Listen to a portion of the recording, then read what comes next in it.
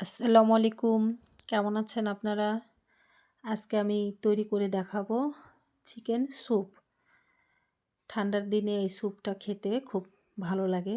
শরীর খুব ভালো হয়। এটা একটা হেলদি স্যুপ।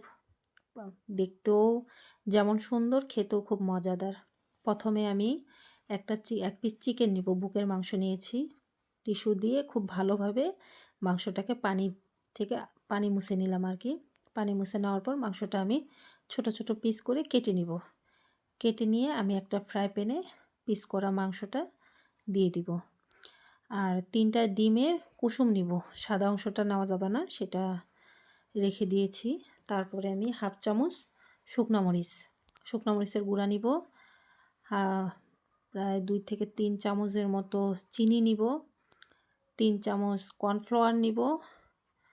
3 চামচ কর্নফ্লাওয়ার দিয়ে দিব এখানে। তারপরে আমি এখানে অ্যাড করব 2 চামচের মতন সয়া সস। 2 চামচ দিলেই হবে।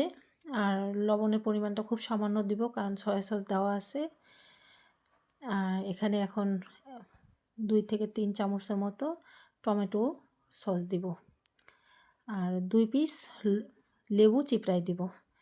দিয়ে খুব ভালোভাবে, লেবুটা খুব সুন্দর করে চিপড়াই দিব। 2 পিস দিব, এর বেশি দিব না, নামানোর আগে কিছুটা দিব। তারপরে খুব ভালোভাবে চামচ দিয়ে নাড়াচাড়া করে দেব। সবগুলো উপকরণ এমনভাবে নাড়ব যাতে সবগুলো উপকরণ একসাথে মিশে যায়। তারপরে পানি দিয়ে দিব। পানি দিয়েও খুব ভালোভাবে নাড়ব। নাড়ার এটা আমি হালকা আঁচে চুলায় দিয়ে দেব। খুব হালকা আঁচে আমি জালটা করব। আগে চামচ দিয়ে খুব ভালোভাবে নাড়ে নিতে হবে, মিশিয়ে দিতে হবে। তারপর আমি চুলায় দেব। আর একটু উপর থেকে সামান্য কিছু লবণ দিলাম। দেওয়ার পর এটা হালকা আছে, এখন জাল করব। জাল করতেই থাকবো আর অনবরত নাড়তে থাকবো।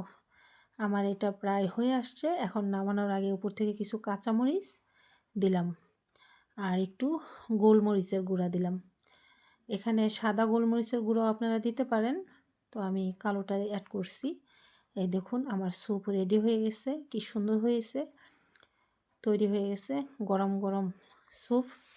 আমি এখন এটাকে পরিবেশন করব। দেখতে খুব ঘন হয়েছে, বেশি ঘনও হবে না, বেশি পাতলাও হবে না, মিডিয়াম। দেখুন কেমন করছি আমি, এই যে হয়ে গেছে।